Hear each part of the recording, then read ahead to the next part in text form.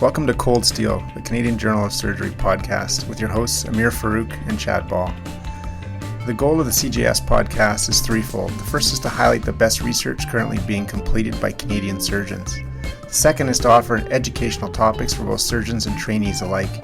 And most importantly, the third goal is to inspire discussion, thoughts, creativity, and career development in all Canadian surgeons. We hope you enjoy it.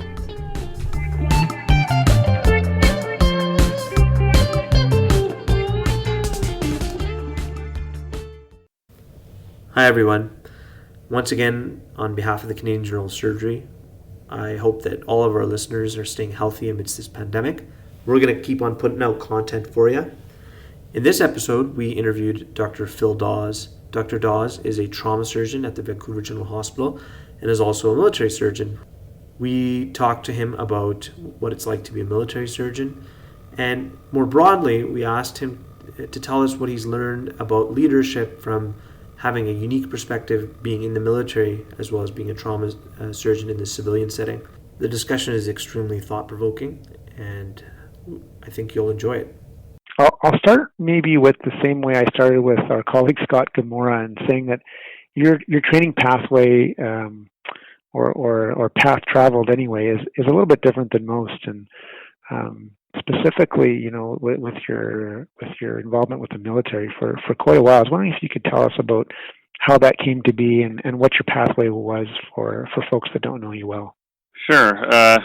Thanks, Chad. And I guess before I answer that, I'll say thanks for inviting me on. I'm not. It's not falsely being modest when I feel really humbled and almost embarrassed to be on this podcast. I'm not sure I merit the attention, but I'll do my best to make it an interesting chat here. So, I guess it is a little different than most people. There are certainly other military surgeons in Canada, general surgeons specifically, and some of us have similar paths, but mine started in the military a long time before I kind of got into medicine. So I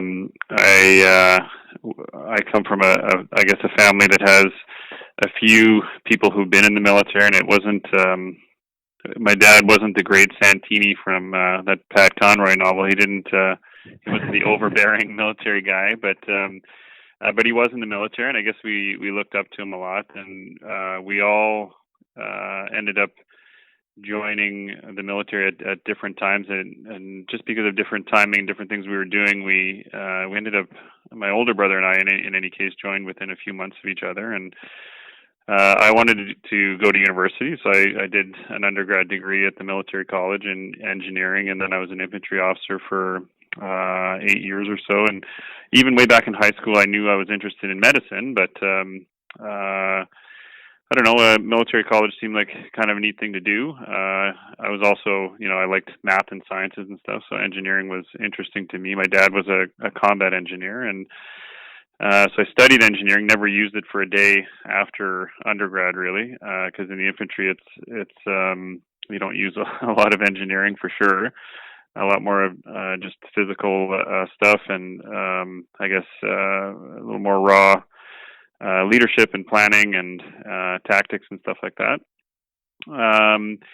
But because I knew at some point I wanted to go back, it was always in the back of my mind. And over the years, I had to, on my own time, kind of, take correspondence courses to get all the prerequisites in line. I had to study for an MCAT, and I remember finishing my organic chemistry degree, and this was in the era of like faxes and stuff, and I was faxing my homework from Afghanistan back to some guy in Athabasca University in the year before I finally got into med school. So so I had to apply, I think, 3 or 4 years to med school before they finally let me in, and University of Manitoba was the one school that was cool enough to let me come, and I had to be a GP, because when you go through medicine subsidized by the military, they want you to be a GP initially. And so I did family medicine residency and then a couple of years as a GP. And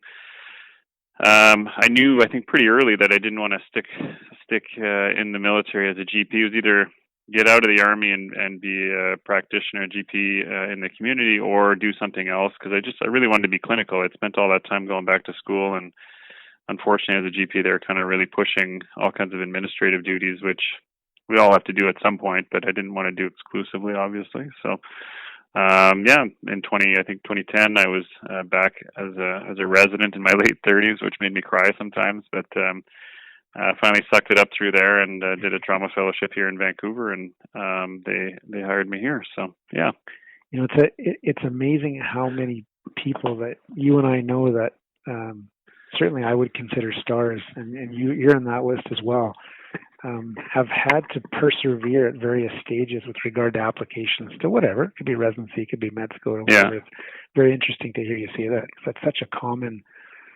a common reality, and I think something that, for folks who would look at you and say, oh, well, that guy could walk into medical school, and maybe should have walked into medical school, it's refreshing and honest to hear that, you had to keep trying as well. Yeah, I think that's probably a good lesson for a lot of people. I don't know how many listeners would be at the stage where they're still applying to things, but I think maybe it's because what you're articulating about hearing that a lot is probably more a testament to the fact that it's not the quality of any applicant that doesn't get in or does get in first try or anything. It's more just if you really want something that maybe shows some kind of determination, or that it's the right fit for you, or that somehow deep down you know that that's the right job for you in the end. So yeah.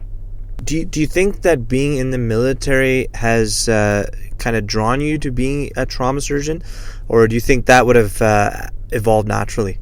It was certainly more prominent in my mind. I think there are a couple things that really cemented the decision to pursue that. Like the road to general surgery, for instance, I as I alluded to, I was pretty confident that family medicine wasn't really for me. I don't have anything against family medicine, but I just, wasn't really big on doing clinic all day. It wasn't really for me. So, you run into a few people here and there that kind of,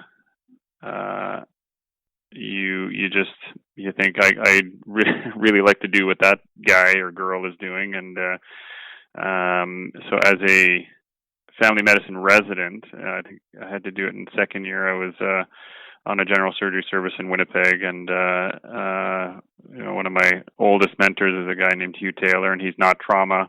He's actually he's a great MIS surgeon in Winnipeg, but just his approach to acute problems, his approach to life, his approach to his patients, and the way he spoke to his patients, and just the way he balanced a really busy clinical career with his outside interests and everything was really appealing to me, and so that got me interested in surgery, and that got me applying pretty early on in the process of my career. And then for trauma, I mean, I have some unfortunately a lot of kind of family exposure to trauma. And that kind of, I guess, might have pushed it towards it. I think just having been in the infantry and having lost friends and family members overseas, if I'm not at the pointy end fighting the fight, I think I always wanted to help the guys that were as much as possible. And in my mind, nothing would help more than being a trauma surgeon. So that was kind of where that, I think, came from in large part. Yeah, that makes total sense. And I think, whether you're in the military up front or really have had no exposure to it at all, the whole spectrum, certainly when you start to pursue a trauma fellowship, you're intimately engaged with lots of folks like you, whether they're special forces medics that are training side by side with you, or other fellows like you. It's a pleasure and an honor. One of the things, Phil, that it's very clear to all of us that know you and to your partners quietly behind your back is you're clearly known as a leader. And I think, I've certainly heard that from the residents that you teach and that are around you as well. So really from all 360 sides, I think people describe you that. So, my overriding comment, I guess, would be that, in medicine we have a lot of managers, but that's very different from, at least in my mind, what a leader is. And probably the best talk I ever saw was given by Henri Bousnef, the famous liver surgeon in Europe one time, and he gave an entire hour-long, essentially presidential address about the differences between those two concepts. But I was curious how you view that, how you define them, and does the military side of leadership in any way impact your view of it and impact how you deliver that concept on a day-to-day basis? Yeah, wow, great question. Yeah, I mean, I think leadership is just a wonderful topic. I think it's interesting because it's certainly been spoken about and written about a lot more lately, I think. In the last 10, 20 years, people have started to study it and take courses on it and things like that. And that's not stuff that I don't think was as mainstream outside the military, was to take leadership courses for corporate leaders and industry leaders and things like that. Because I think, as you pointed out, I think there was a lot of emphasis on managerial skills and not making that distinction between leaders and managers. So, and I think it's a critical distinction to make. Managers, I like to dumb it down and sort of think as managers as people who control specific resources and can facilitate things happening. But the leaders are not tied to any one position or any authority or any resources necessarily. They can be people who have all those things at their fingertips, but they don't have to be. You can have, a junior resident can be a really good leader. A nurse can be who's not in a leadership role can be a big leader. It's not tied to position. It's just it's a certain, I guess, set of attributes that allow you to make changes. And I think the other reason it's interesting is that I think a lot of leadership is can be it's a form, I think, of some form of emotional intelligence, and there's some stuff that's difficult to teach and things that come naturally to some people. But I think because of all this interest in it, there's certainly some things that can be learned and repeated and taught. So yeah, I mean, I don't know. In the military, we do talk about it a lot, but we also get to just see it in very raw forms. And I think kind of seeing and following is sometimes some of the best ways to learn things. And I'm flattered that you say that that's your impression, that's other people's impression of me, but it's not something that I'm acutely aware of. I think I try to practice certain principles, but I don't walk around telling people I'm a leader or thinking that on a daily basis. But if that's the effect, then I'm flattered. Yeah. What are some of the techniques or the tricks that you might use to, as a leader, to engage folks that maybe are less engaged, whether that's maybe a trainee or whether that's a nurse manager on a given, on the trauma ward or those sort of things? Well, at the end of the day, you can tell somebody to do something, and that's kind of, there's all kinds of, you Google leadership and you go into Google Images and you'll get all kinds of these posters that have all these sayings, and a lot of them are actually pretty true. But you can have the authority to tell somebody to do something, but if you really want them to buy in, it's about relationship building, right? So, and I think the way to get people on board, it's not at all about being the most popular person, but there are certain elements, foundational elements of relationship that you need to have with somebody if they're going to buy in and follow. And I think the basic ones are that they need. There's this sort of element of vulnerability. They need to believe that you're going to admit when you're wrong, and that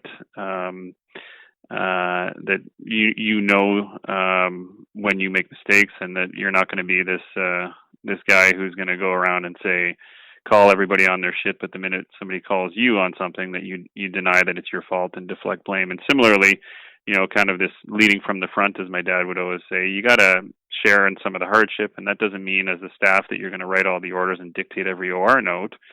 but you got to do it sometimes, and you got to do some of the heavy lifting sometimes, and you got to share the blame. If something goes wrong, nobody hates working with the guy more than the one who says, "Oh, that common bile duct injury was because the resident wasn't holding the camera right." I mean, that's just, everybody knows that's BS, and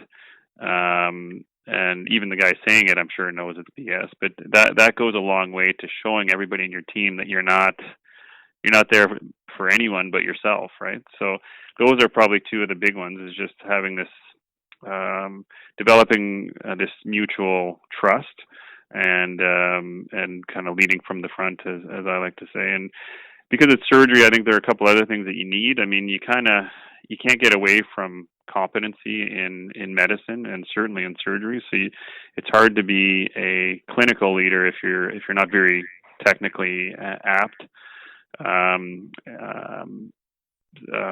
You got to be good at your job, I think, to maintain some sort of credibility amongst your learners and the people who are following you and stuff like that.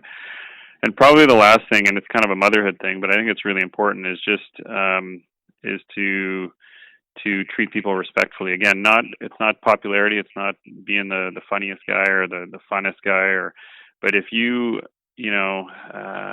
badmouth people behind their back, or you knock that other service that isn't providing a great service around your learners, they're going to kind of wonder what you're saying when they're not around. So I think just kind of basic things like that go a long way, in my opinion, in kind of developing that trust, so that people are willing to follow you when you do want to make changes and things like that. So yeah, I couldn't agree more. I mean, the vulnerability is certainly a huge issue, and that it's interesting, the cultures of, in this case, not businesses, but hospitals really vary from place to place in that regard. Yeah. Some places really struggle with that, and other places do it remarkably well. Yeah, I mean, I can't speak for the whole hospital, because I've only been working here for 3 years or so, but I find our group here is pretty good about that. I mean, whenever I've presented my underbelly several times, and people have been pretty darn good about it. So they've been very supportive, and that just, I think, shows their leadership and how much I trust them to expose all my weaknesses and stuff. So yeah, it's such a privileged place to be. What you described, when you can be vulnerable, when you can be enthusiastic, and at the end of the day, when you have the right mix of folks around you day to day, it makes work unbelievably fun. Yeah. I feel pretty lucky. I think I told you when I last saw you here in Vancouver just how lucky I feel to be here. Our group is pretty extraordinary, and in so many ways. Like, everybody's great to work with, but there are differing opinions, which is only healthy. And you don't want 6 people who think exactly the same, because then you can just group think your way into trouble. Sometimes we have dissenters who are healthy, critical thinkers, or dissenters for sure, who will commonly question what we're doing and why we're doing something, and more often than not, they're right in questioning the majority of us. So I think there's just this great healthy balance. We like each other. On rare instances where we can get out and have some sort of excuse, use work as an excuse, like a research dinner or something like that. We actually enjoy each other's company quite a bit. So I feel unbelievably lucky to be working here at VGH for sure. Yeah.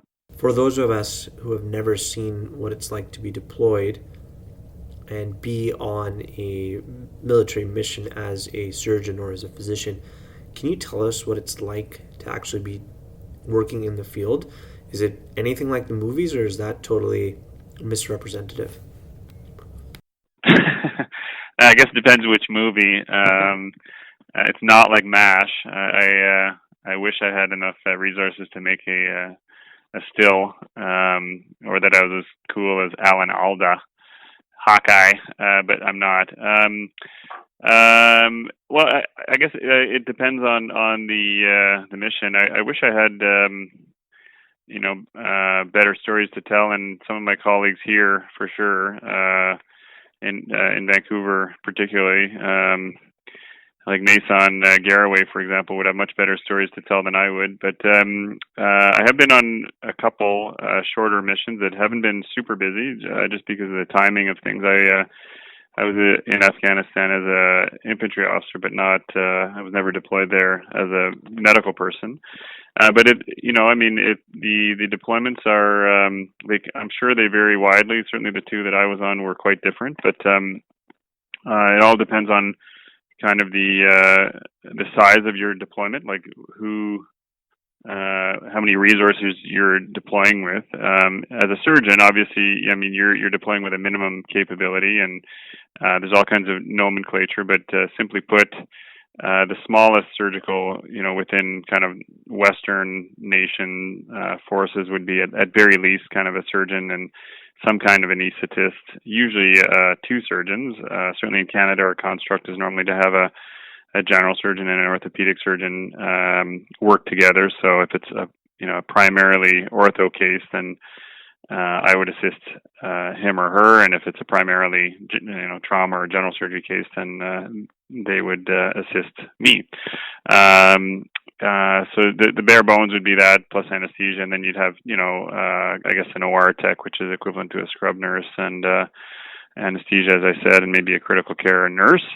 And you can just scale up from there. So, some deployments, when they at the height of Afghanistan, Role 3 it was called, that's a pretty big hospital. It had a CT scanner, and it had several GPs who were kind of trained up to be the emerge docs in the trauma bays, and you had a full complement of a surgical suite. They had guest nations providing other surgical teams.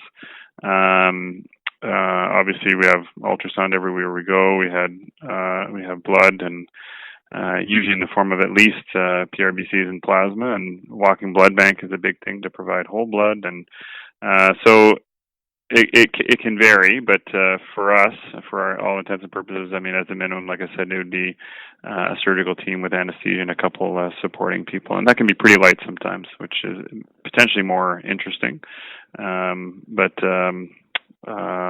Obviously the resources are going to limit a little bit what you're able to do. So I'm not sure that answered your question. What's it really like? The tours that I was on were a little bit on the lower volume side, so I usually describe it kind of like a minimum security prison. You can't really go anywhere. You work out lots, and you eat three square meals a day, and you kind of wait for something to happen. It's so interesting that you bring up the movie, the accuracy of the movie comments, because I was just recently watching on YouTube Jocko Willink going through a bunch of these classic movies, whether it was Black Hawk Down or SEALs with Charlie Sheen in it. And he was critiquing all of the accuracy of the special forces components in it. It'd be interesting to have you do that for medicine. It'd be great. It's so funny.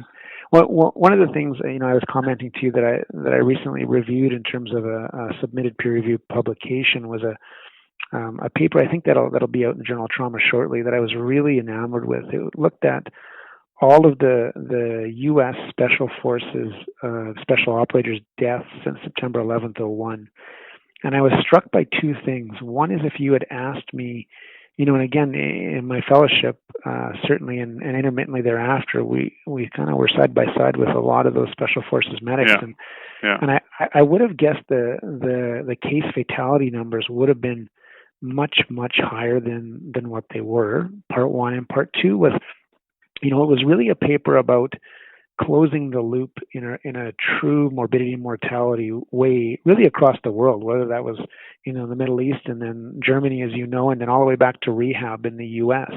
And how powerful and quickly you could make changes. And it was clear that they had done that, and their performance was something out of a movie, quite honestly. Like it seemed to be a level of performance and success and outcome, good outcomes that would be hard to even get close to in the civilian world. Does that surprise you? And what's your sense of why that can happen so well in that environment? Yeah, it's a great question. I can't wait to see this paper. But I think there are a couple of things. So number one, with the right attitude, there's a great environment to, do the feedback loop and critique your performance and make changes. And if the organization is dynamic and flexible enough, then that can happen. And it's not something I would normally say of the military, but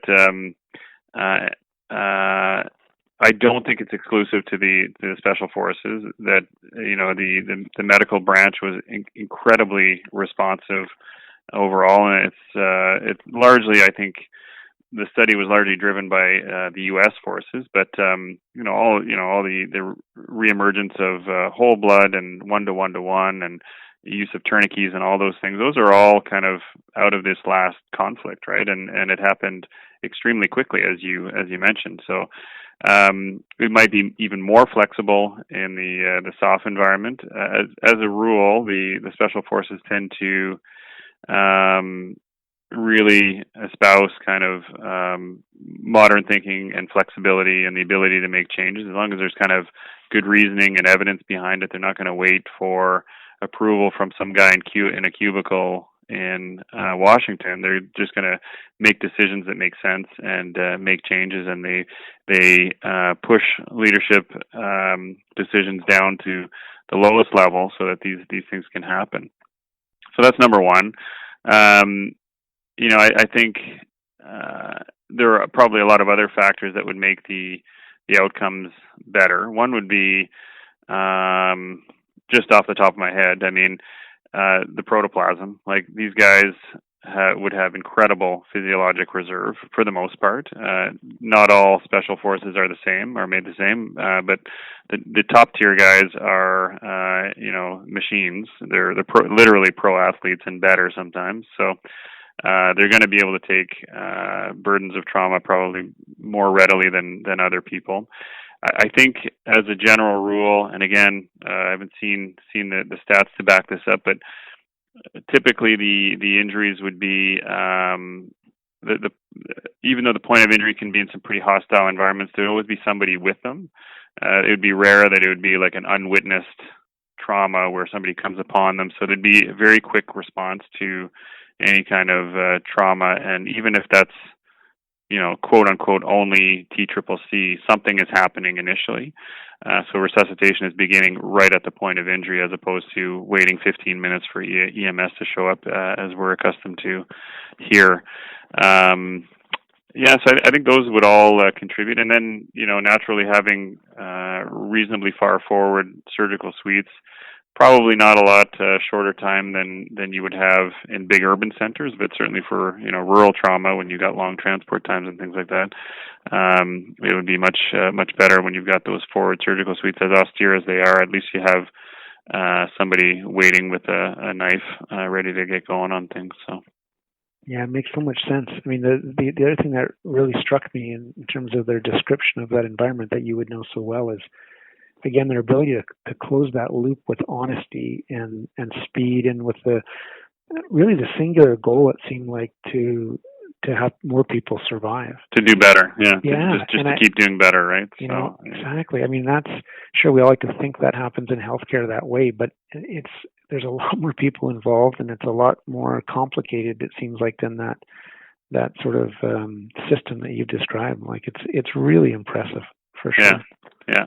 I mean, it kind of comes back to some of the what we were saying earlier about just the vulnerability and everything. I mean, if you're gonna really try to make your performance better, it starts with our M&Ms not being a firing squad and just being like, look, this is what happened, and I might have obviously done this wrong, but is there anything, am I missing something? Like, is there something else I should have done or whatever? And that, when you lay yourself out like that, I mean, it's a bit awkward at first, but if you're in the right group of people who are going to just listen to you and give you the honest goods, it makes it a lot easier. And if it's not in the context of an M&M, I think those groups, the special forces, are pretty well known for just calling each other on it in in an honest way. It's not always easy, but you just got to tell people if they're doing something that maybe they should be rethinking. Yeah, it's true. We wrote an editorial in the Canadian Journal of Surgery recently about morbidity and mortality rounds, and that was really driven by, I think, concern across a lot of hospitals in Canada, and certainly discussion and feedback about the risk in the current sort of state of 2020 and of being accused as a bully or being accused as being over intense and in those venues. And to some extent, you only know what you know unless you've been around to a lot of places. To put your M&M rounds into perspective, say across 10 hospitals, is a hard thing to do unless you've been to 10 hospitals. Right. Yeah. And that perspective and that honesty and that the vulnerability, as you're saying, can really go be interpreted, I guess, sideways depending on who's in the room. So the point of that discussion was really to try and encourage everyone to revisit that and then recognize the importance, as you're outlining, in an M&M process, and realize it is really central to improving patient outcomes and patient-focused care. Yeah. Yeah, I think at the end of the day, if we remind ourselves of that, then I think people are a bit more willing to be honest about their own performance. And I find a funny thing. I mean, I've had 2 M&Ms I can think of in my short career, including in residency, where it was like a serious, like, this probably shouldn't have happened, or it's the dreaded complication or whatever. But I kind of just laid it out as exactly what it was. There was no sugarcoating or blaming on anybody else or whatever. And like the funniest thing happened, like all these guys that sometimes could be pretty difficult. Yeah. Suddenly they send you case reports of the exact same complication, or they say, yeah, it could have, it's happened to me before or whatever. Like all of a sudden I think when people are inclined to pick at your story a bit is when you're bullshitting, when you're not telling the whole truth. Exactly. Right? So, yeah. Exactly. Not to belabor this point, but I do also find one other aspect of this discussion really interesting, in that it seems like in the military, like contradictory to what you might think about the military, has really given agency back to the person who's on the front line, rather than, as you say, someone who's way up in the hierarchy. And I feel like in medicine, it's the exact opposite. Like the medical student or the junior resident is totally kind of disempowered from saying what they observe and giving their feedback. Can you talk about that contradiction? Is that a real perception? Yeah, that's a really good question, Mary. First off, I'm sorry you feel that way. If you feel totally disempowered, I hope that improves over time. But I guess I would make the minor distinction. I think it's becoming true for the whole military that people are empowered at all levels and stuff. But I think historically it's always been the case for like special forces. So there's a history of special forces being just that, where leadership is down at the lowest level and initiative is encouraged. And certainly our Canadian Special Forces, who I've worked with, but I've never been a part of, are that to a T. I mean, you've got fairly junior non-commissioned guys that are making big time decisions on their own and speaking their minds to whoever's in charge. And obviously, I mean, they're doing it in a respectful way, but everybody's value counts. Whereas the big green army, as I like to call it, so the more conventional army, is probably a little bit more old school and hierarchical still. So, and part of that is just a function of, I think, a lot of things. But one is the numbers. So they're much bigger kind of formations and organizations. So if everybody down to the lowest level had a voice, it kind of gets to be a little bit noisy. And B, your special forces guys have been selected as pretty smart and athletic,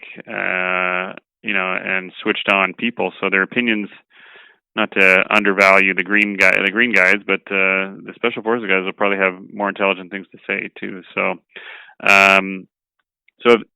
in medicine, I think there's a bit of a shift happening. I think here at Vancouver General, we've become pretty aware of perceived problems with that, and we're working on that as well to make them feel more empowered and stuff. But I think everybody should have a voice, and I also think the one other difference, Amir, that comes to mind is that in medicine, so much of it is experiential, and in the military, you can have an officer who outranks a junior non-commissioned guy, but who has fewer years and certainly way fewer deployments or something like that, and he's technically in charge. He or she would technically be in charge, but doesn't have as much experience. And I think that lends itself a lot better to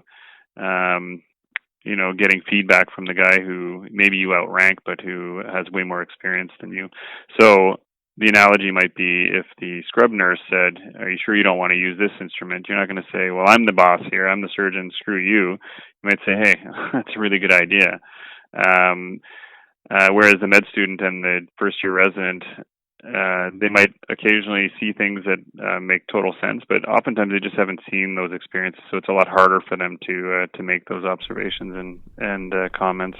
Does that make sense? It makes a lot of sense, and you definitely see the difference, I guess, now as an R5 when you say, "What about this?" Then people do definitely take a step back, or at least pretend to, anyways. For the trainees listening to this, if someone wanted to, let's say, get involved in the military, whether they're in surgical training or in some other specialty, what are the options out there in Canada? There's a lot. I think if we're talking surgery specifically, I think, if you have zero exposure to the military, probably a reasonable place to start just to get some sense for the milieu would just be to go to the local reserve unit and see if you can sign up and do some reserve things. Unfortunately, we don't have a ton of deployments right now, which is what is always most interesting to most people, I think, because hanging out in a garrison somewhere in an urban center is not going to be really that exciting to most people. Certainly, that's not to me. I think to me the cool stuff about the military is deployments. But in any case, it'll get you some idea for the community. And then if if it's something that you've really got an interest for, I think just talking to people who are in or were in, whether they're in the reserves or the regular force or have deployed or something, then, just trying to track one down and ask some questions. And if you're really keen on making the leap after doing some background investigations, again, speaking to one of us, we can put you in contact with the people who recruit specialists. Currently, we're not, to my knowledge, I don't think we're recruiting trainees right now, partly because we have the luxury of having a pretty good complement right now. But once you're done your training and you have a job, then you'd be eligible to be hired on as a general surgeon in the military, in the Canadian military. That's awesome, Phil. Well, we can't thank you enough for spending time with us today.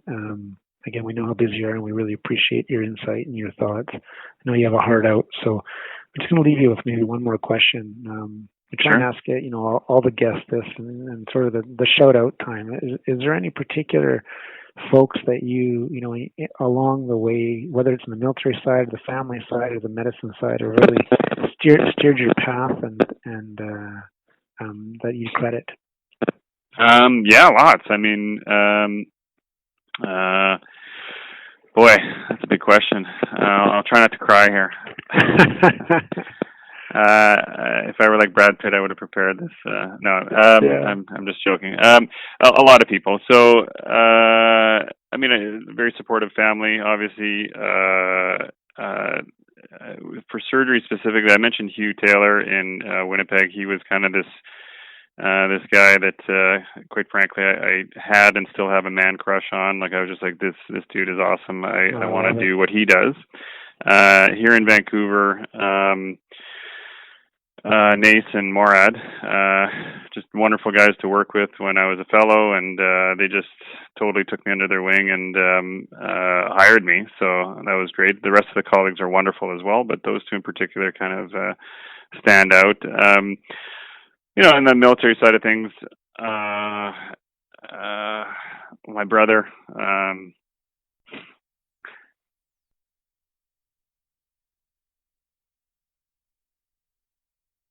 Sorry, not a technical problem there. I just trauma became pretty important when my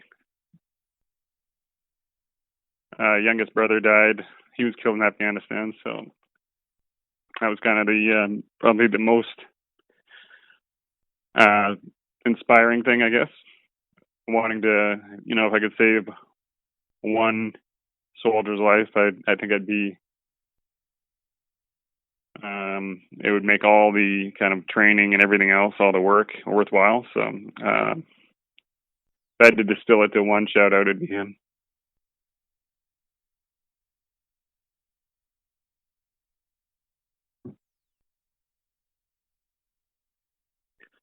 That's it. And my wife, she's been pretty amazing too. So there you go. No, thank you, Phil. That's a beautiful ending. Maybe the last last comment I would make would be very simply, you and I and folks that do what we do on the trauma side, we often quote that injury is the number one cause of death from really after 1 year old up to about 45 years old, and it's such a neat skill set to have, and I think guys like you who are going to continue to push the envelope and drive trauma care for the next couple of decades are really doing everybody a service, beyond the military folks for sure, and we thank you for it.